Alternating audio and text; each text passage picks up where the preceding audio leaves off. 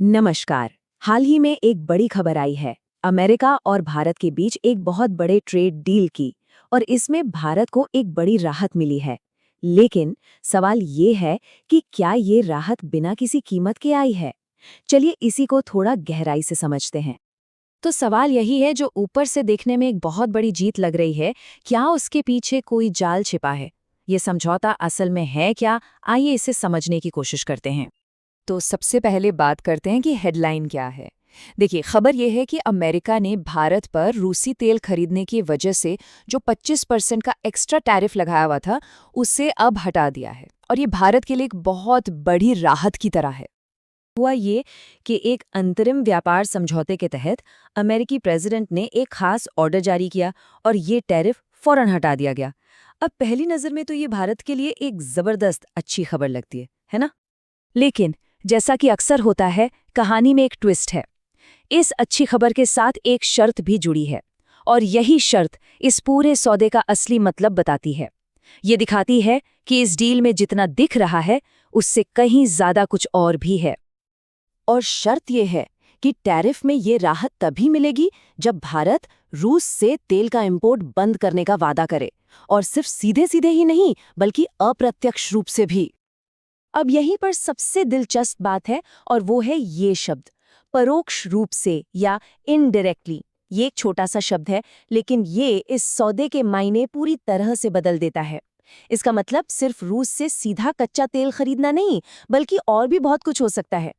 इस सौदे की बारीकियों को समझने के लिए चलिए एक एक्सपर्ट भू रणनीतिकार ब्रह्मा चेलानी के एनालिसिस पर नजर डालते हैं।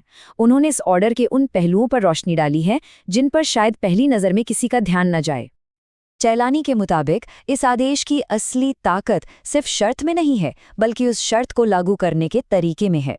मतलब, इस आदेश के तहत अमेरिका के कॉमर्स मिनिस्टर को ये काम दिया गया है कि वो भारत के तेल सोर्स पर नज़र रखें, जिससे एक्शन लेने के लिए एक साफ रास्ता बन जाता है। तो ये परोक्ष रूप से वाली बात इतनी खतरनाक क्यों है?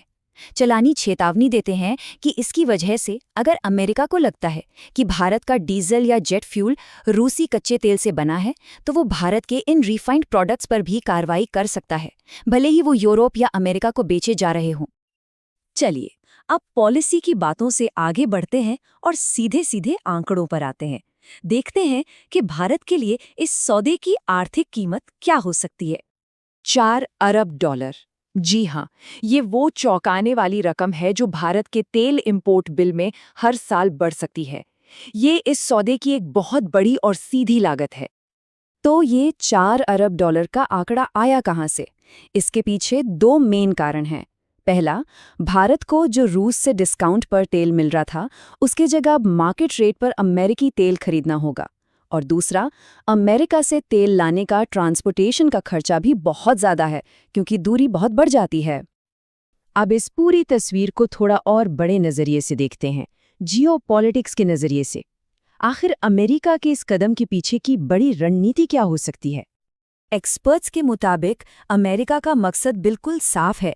वो चाहते हैं कि भारत अपनी एनर्जी सिक्योरिटी, मतलब ऊर्जा सुरक्षा के लिए अमेरिका पर निर्भर हो जाए, जो कि एक महंगा और दूर का ऑप्शन है। ये रणनीतिक तौर पर भारत की निर्भरता को बदलने की एक कोशिश है। तो भारत पर नज़र रखी कैसे जाएगी? देखिए, इसकी एक पूरी प्रक्रिया है। सबसे पहले अमेरिका का कॉमर्स डिपार्टमेंट निगरानी करेगा। अगर उन्हें लगता है कि भारत ने फिर से रूसी तेल खरीदना शुरू कर दिया है, तो वो एक ऑफिशियल फैसला लेंगे। इसके बाद एक कमेटी से सलाह ली जाएगी और आखिर में प्रेसिडेंट को भारत के खिलाफ एक्शन लेने की सलाह दी जाएगी। तो अंत में ये एक बहुत बड़ा सवाल छोड़ जाता है। क्या ये टैरिफ में मिली राहत सच में एक जीत है, या फिर ये एक ऐसी साझेदारी की कीमत है जो लंबे समय में भारत की रणनीतिक आज़ादी और आर्थिक हितों पर भारी पड़ सकती है? इस पर सोचना ज़रूरी है।